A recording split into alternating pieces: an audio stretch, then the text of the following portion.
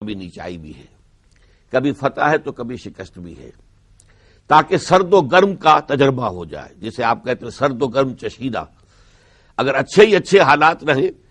تو پھر کردار میں پختگی کہاں سے آئے گی، صلابت کہاں سے آئے گی؟ کردار جو ہے اور کیریکٹر کے اندر ایک آہنی کیفیت کیسے پیدا ہوگی؟ تلک ایام نداولها بین الناس ولیعلم اللہ الذین آمنوا ویتخذ منکم شہداء۔ اور یہ اس لیے اللہ تعالیٰ نے تم پر آزمائش بھیجی ہے تاکہ ایک تو اللہ تعالیٰ اچھی طرح دیکھ لے کون حقیقی مومن ہے، جو ہر حال میں ثابت قدم رہتے ہیں، ہر حال میں کھڑے رہتے ہیں، جن کے دلوں کے اندر ایمان بہت گہرا اتر چکا ہے، اور تم میں سے کچھ لوگوں کو شہید کروا لے اور مرتبہ شہادت کے اوپر ان کو جو ہے فائز کروا دے۔ صرف یہ ایک آیت ہے پورے قرآن مجید میں جس میں یتخذ منکم شہداء، حالانکہ یہاں بھی دوسرے معنی ہو سکتے ہیں جو میں بعد میں عرض کروں گا، لیکن یہ کہ یہاں اس کا امکان ہے کہ یہاں لفظ شہید سے مقتول فی سبیل اللہ مراد لیا جائے۔ اب آئیے، اگر قرآن کی اصطلاح جو ہے اللہ کی راہ میں گردن کٹوا دینے، اللہ کی راہ میں اپنی زندگی دے دینے، اس کی اصطلاح قرآن میں شہید نہیں ہے، پہلے یہ سمجھیے کہ یہ شہید پھر قرآن مجید میں کس معنی میں آیا۔ دیکھیے، شہدہ یشہد شاہد، اس کے معنی لغت میں بنیادی طور پر ہے موجود۔ شاہد آتا ہے غائب کے مقابلے میں، شاہد و غائب۔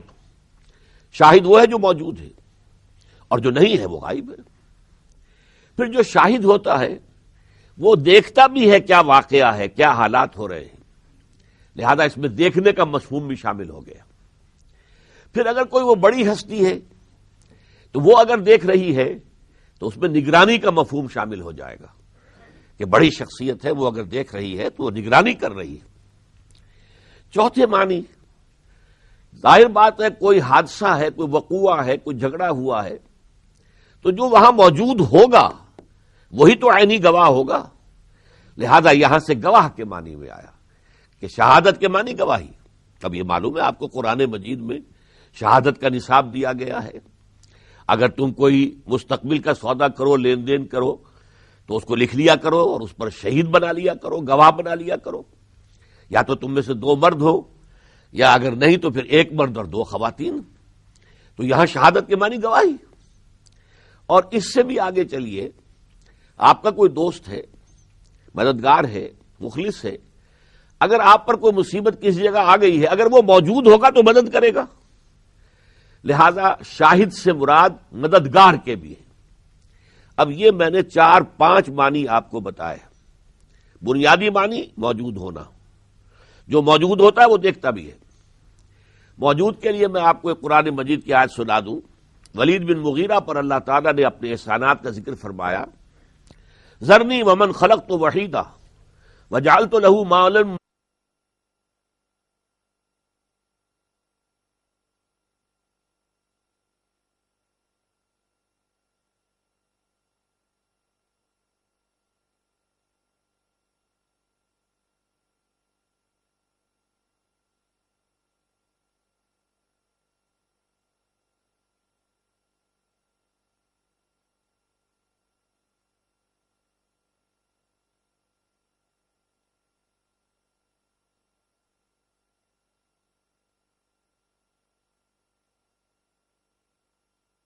دودا و بنینا شہودا۔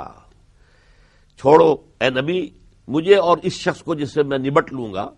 ولید ابن مغیرہ کا ذکر یہاں ہو رہا ہے، جسے میں نے بہت سا مال دیا، اور مال بھی پھیلا ہوا ہے۔ اس کی جائیداد مکے میں بھی تھی اور طائف میں بھی تھی، بڑا سردار تھا، بہت مالدار تھا۔ اور مال کے علاوہ میں نے ایک اور احسان اس پر کیا، وہ بیٹے دیے جو موجود رہتے ہیں سامنے۔ یہ اصل میں یہاں بنینا شہودہ میں خاص کیا لفظ ہے کہ ایک تو یہ کہ اللہ نے کسی کو بیٹے دیے ہیں، لیکن وہ بیٹے تلاش معاش میں کہیں گئے ہوئے ہیں، کوئی دبئی چلا گیا ہے، کوئی کہیں اور چلا گیا ہے، کوئی امریکہ چلا گیا ہے، اور گھر میں جو ہے اب سناٹا ہے، بوڑھا بوڑھی رہ رہے ہیں۔ تو بیٹے تو دیے اللہ نے، لیکن بیٹے سامنے موجود نہیں ہے۔ بڑی حسرت ہوتی ہے، بسا اوقات موت واقع ہو جاتی ہے اور بچوں کا دیکھنا نصیب نہیں ہوتا۔ اس کے برعکس اللہ نے اتنی آسودگی دی ہو، ایسے حالات اچھے ہو کہ گھر میں رہتے ہوئے اللہ تعالیٰ رزق دے رہا ہو، تو بیٹے سامنے رہیں گے، آنکھوں کی نگاہوں کے سامنے رہیں گے، لہذا فرمایا بنینا شہودا، ہم نے اسے بیٹے دیے جو موجود رہتے ہیں سامنے۔ اسی طریقے سے شہود کے معنی دیکھنے کے جو میں نے عرض کیا، تو یہ بھی آخری پارے کی جو صورت ہے جس میں کہ وہ جو اہل ایمان جو موحدین تھے انہیں زندہ آگ میں جلایا گیا، اصحاب الاخدود، قتل اصحاب الاخدود الذین، وہ لوگ کہ جو اہل ایمان موحدین جو ہے انہیں ستا رہے تھے، وَهُمْ عَلَى مَا يَفْعَلُونَ بِالْمُؤْمِنِينَ شُهُودٌ، آگ کی خندق کھود دی گئی تھی اور اس میں آگ بھر دی گئی تھی، اور اس کے اندر جو ہے لوگوں کو، اور جو موحدین تھے حضرت عیسیٰ علیہ السلام کے ماننے والے، یہ ایک یہودی بادشاہ تھا ابو نواس جس کے ہاتھوں یہ پرسیکیوشن ہوئی تھی شدید ترین حضرت مسیح علیہ السلام کے ماننے والوں کی، جو موحد تھے اس وقت تک، ابھی تسلیس کا ان کے اندر جو ہے چرچا نہیں ہوا تھا، وہ اصل میں موحد تھے، انہیں جلایا، اور پھر یہ کہ نہ صرف جلایا بلکہ خندق کے کنارے بیٹھ کر تماشا بھی دیکھ رہے تھے، کیسے چیخ پکار کر رہے ہیں، کس طرح کا حال ان کا ہو رہا ہے، تماشا کر رہے تھے۔ وَهُمْ عَلَى مَا يَفْعَلُونَ بِالْمُؤْمِنِينَ شُهُودٌ، تو وہاں موجود بھی تھے، دیکھ بھی رہے تھے۔ تیسری بات میں نے آپ سے عرض کی گواہی، اور یہ لفظ جو ہے قرآن مجید میں بہت مرتبہ آیا ہے، یہ تو میں نے ابھی آپ سے مثال بھی عرض کر دی کہ شہادت جو ہے وہ در حقیقت اگر کوئی لین دین کا معاملہ ہو رہا ہے، مستقبل کا سودا ہو رہا ہے تو اسے لکھ لو، فَاكْتُبُوهُ اِذَا تَدَايَنْتُمْ بِدَيْنٍ إِلَىٰ أَجَلٍ مُّسَمًّى فَاكْتُبُوهُ، اور اس کے اوپر یہ ہے کہ وَاسْتَشْهِدُوا عَلَيْهِ شَهِدَيْنِ، دو گواہ بنا لو۔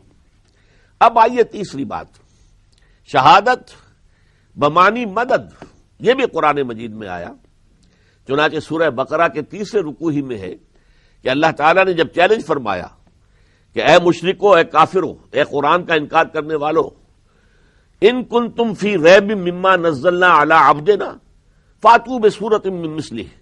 وادعوا شہداءکم من دون اللہ ان کنتم صادقین، اگر تمہیں کوئی شک ہے فی الواقع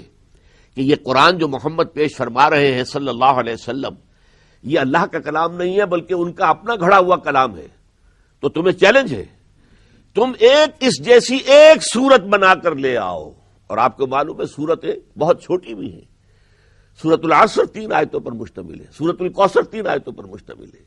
تو 3 آیتوں کے ہم وزن بھی قرآن جیسا کلام بنا کر اگر لے آؤ، وَدُوا شُهَدَاءَكُم مِّن دُونِ اللَّهِ، اور جو تمہارے مددگار ہیں، شعراء ہوں، خطباء ہوں، ادباء ہوں،